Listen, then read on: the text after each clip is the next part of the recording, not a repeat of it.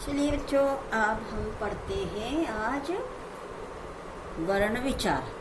अच्छा, आप मुझे अब सबसे पहले ये बताइए कि आपने जो स्वर मैंने पढ़ाया था वर्ण विचार में, सबसे पहले मैंने आपको वर्ण और स्वर के बारे में बताया था, तो क्या वो आपको अच्छा लगा? आप लोगों ने लाइक किया है, उसको शेयर किया है, सब्सक्राइब किया है चैनल को, है ना? उसको आप जरूर करिए। और अब आप ये वाला जो मैं अगला बता रही हूँ आपको व्यंजन, तो इन व्यंजन को भी आप समझिए और समझने के बाद इसको आप ध्यान से सुनिए, फिर इसको आप लाइक भी करिए और उसके बाद आप उसको शेयर भी करिए और शेयर करके आप इस चैनल को सब्सक्राइब करना न भूलें। ठीक है?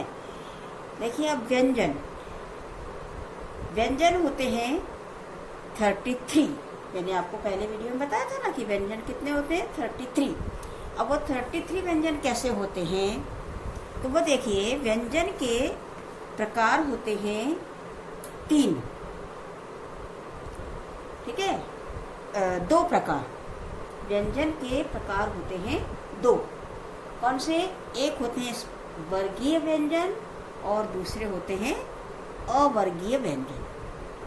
वर्गीय व्यंजन माने वर्ग माने होता है जिसको आप कहते हैं ग्रुप वाइज बनते हैं ना, ग्रुप बनते हैं। तो ऐसे कुछ व्यंजन ऐसे होते हैं जो ग्रुप में होते हैं, मतलब उनका पूरा एक ग्रुप बन जाता है, 5-5 वर्णों का एक ग्रुप बन जाता है। उनको हम कहते हैं वर्गीय व्यंजन। और कुछ वर्ग ऐसे होते हैं जो ग्रुप में नहीं रहते, उनको हम कहते हैं अवर्गीय व्यंजन। ठीक है? अब ये ग्रुप कैसे बनते हैं? तो एक ग्रुप में 5 वर्ण होते हैं, 5 व्यंजन होते हैं। अब व्यंजन की एक और खास बात है बच्चों, कि स्वर के लिए हमने कहा था कि स्वर जो होते हैं वो बिना किसी की मदद के बोले जाते हैं, बिना किसी सहायता के। लेकिन जब हम व्यंजन पढ़ रहे हैं तो हमें ये ध्यान रखना है कि व्यंजन बोलने के लिए हमें स्वर की सहायता लेनी ही पड़ेगी, मस्ट, बिल्कुल बहुत जरूरी है। क्यों लेनी पड़ेगी? क्योंकि व्यंजन जो होते हैं वो आधे होते हैं, आधे वर्ण हलंत। जैसे ये सब में हलंत लगा है, देखिए, है ना? क से ग, ये सब में हलंत लगा है। ये जो छोटी लाइन होती है इसका मतलब होता है हलंत। तो जब ये हलंत लगता है किसी वर्ण में, किसी भी व्यंजन में, तो तो वो व्यंजन जो होता है वो हलंत कहलाता है, आधा कहलाता है। स्वरों में हलंत नहीं लगता। आप ये बिल्कुल क्लियर कर लीजिए कि व्यंजन में हलंत लगता है, व्यंजन आधे वर्ण होते हैं और इसलिए इनको बोलने के लिए हमें स्वर की सहायता लेनी पड़ती है। ठीक है? अब आप जैसे आप अगर कमल शब्द बोलेंगे, कमल, तो आप इसमें स्वर का प्रयोग भी होता है ना? हमने क में, इस हलंत क में हमने अ जोड़ा तब वो पूरा क बना, ये आधा क है। तो क तो नहीं होगा ना, हम क में अ जोड़ेंगे तब होगा क, फिर म में अ जोड़ेंगे तब होगा म, ल में अ जोड़ेंगे तो होगा ल। तो व्यंजन बोलने के लिए या लिखने के लिए हमको किसकी सहायता लेनी पड़ती है? स्वर की। बिना स्वर की सहायता के व्यंजन नहीं हो सकता। ये बिल्कुल आप इस लाइन को याद कर लीजिए मेरी। ठीक है? अब ये वर्गीय व्यंजन कितने होते हैं? ये होते हैं 25। कैसे होंगे? देखिए, क, ख, ग, घ, ङ, ये 5 हो गए, ये 5 हो गए। फिर ये कुल मिलाकर वर्ग होते हैं हमारे 5, क्योंकि हमने इनको वर्गीय व्यंजन कहा है। तो वर्ग कितने होंगे? 5। हर वर्ग में 5-5 व्यंजन आते हैं, तो हमारे वर्गीय व्यंजन हो जाते हैं 25। जैसे क, ख, ग, घ, ङ, ये 5 हो गए। ये हो गया क वर्ग। अब हमने क्यों इसे क वर्ग का ख वर्ग क्यों नहीं कहा? भैया लीडर कौन होता है? जो सबसे पहले रहता है ना? लीडर कौन होता है? जो सबसे पहले रहता है। तो इस लाइन में क ख ग घ ङ, इसमें सबसे पहले कौन है? क है, इसलिए हमने इसका नाम दे दिया क वर्ग। जो लीडर होगा उसी के नाम से ग्रुप पहचाना जाएगा। ठीक है। फिर दूसरा च छ ज झ य। अब इसमें ये 5 वर्ण है, तो इसको हमने नाम क्या दे दिया? च वर्ग। हमने दिया मतलब वो है ही उनका नाम।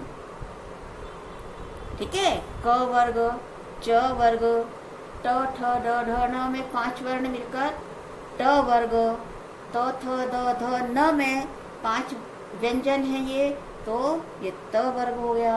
फिर प फ ब भ म, इसमें 5 व्यंजन है, तो ये हो गया प वर्ग। क्लियर? ये 5 वर्ग होते हैं। वर्गीय व्यंजन माने 5 वर्ग होते हैं इसमें, क वर्ग, च वर्ग, ट वर्ग, त वर्ग, प वर्ग। और हर एक वर्ग में 5-5 व्यंजन होते हैं, इसलिए इनको वर्गीय व्यंजन 25 ये इसका नाम होता है। आया क्लियर? और दूसरे वर्ग को देखते हैं। दूसरे व्यंजन कौन से होता है? अवर्गीय व्यंजन। अवर्गीय व्यंजन जैसा कि इसका नाम है, अ लग गया, वर्ग का उल्टा अवर्ग, माने इनका कोई ग्रुप कोई नहीं होता। जब कोई ग्रुप नहीं है तो ये स्वतंत्र है। अब इनमें भी 2 प्रकार होते हैं, एक होते हैं अंतस्थ और एक होते हैं ऊष्माणः। अंतस्थ जो होते हैं वो भी 4 होते हैं, और ऊष्माणः जो होते हैं वो भी 4 होते हैं। तो इस तरह से अवर्गीय व्यंजन जो होते हैं वो कितने होते हैं? 8 होते हैं। ठीक है। अब इसमें अंतस्थ माने जो हमारे अंतःकरण से हम जिनको उच्चारण करते हैं, य, र, ल, व। और ऊष्माणः माने जिनको बोलते समय हमारे मुंह से हवा निकलती है, श, श, स, ह। इनको बोलते समय ये ऊष्म मतलब भाप से ऊष्म सा होता है, इसलिए इनको कहा जाता है ऊष्माणः। फिर व्यंजन क्लियर हो गए। व्यंजन 2 होते हैं, वर्गीय अवर्गीय। वर्गीय में 5 वर्ग, 5 वर्ग में प्रत्येक वर्ग में 5-5 व्यंजन, तो ऐसे हो गए 25 व्यंजन वर्गीय। और अवर्गीय व्यंजन हो गए 8, जिसमें अंतस्थ 4 और ऊष्माणः 4। क्लियर बच्चों? अब उसके बाद हम ये देख रहे हैं, नीचे मैंने लिखा है अयोगवाहौ। ये क्या है? तो ये जो वर्ण होते हैं, उन वर्णों के मैंने जो आपको 3 प्रकार बताए थे, एक बताया स्वर, एक बताया व्यंजन, और तीसरा बताया था मैंने अयोगवाह। ये अयोगवाह जो होते हैं वो किसी शब्द के, किसी वर्ण के साथ जुड़कर उस शब्द की सुंदरता को बढ़ा देते हैं। वो किसी के साथ जुड़े नहीं हैं, स्वतंत्र हैं, लेकिन जब ये किसी के साथ जुड़ते हैं तो उस अक्षर की सुंदरता बढ़ जाती है। तो इनको कहते हैं अपन अनुस्वार और विसर्ग। अनुस्वार माने क्या होता है? जो आप वर्णमाला पढ़ते हैं उसमें अ से लेकर अह तक बोलते हैं, अ आ इ ई उ ए ऐ ओ औ। उसके बाद बोलते हैं आप अंग बोलते हैं, तो ये ये होता है, ये अनुस्वार होता है। और अह जो होता है वो विसर्ग होता है। जब मुंह बंद करके हम बोलते हैं तो वो अनुस्वार आता है। जब हम अह माने ऐसी हवा निकलती है, विसर्ग ह, तो वो होता है जैसे हमने अह बोला, अह, तो वहां हो गया विसर्ग। ठीक है, आया समझ में आपको? अब आपके वर्ण विचार में आपको मैंने पहले वीडियो में स्वर बताए, इसमें मैंने व्यंजन बताए, तो ये आपके वर्णमाला का स्वर और व्यंजन यहाँ पर हो चुका। अब बच्चों आपको कोई समझ में आ गया होगा ये सब कुछ। आपको कैसा लगा आप बिल्कुल बताइए। आपको अच्छा लगा है तो आप मुझे ज़रूर लाइक करिए, और आपको अच्छा लगा है तो आप अपने फ्रेंड्स को भी बताइए, इसलिए उसको शेयर करिए। और फिर आपके और वीडियोस मेरे देखने के लिए आप इसको सब्सक्राइब करिए। ठीक है, तो लाइक सब्सक्राइब ये सब आप करते रहेंगे।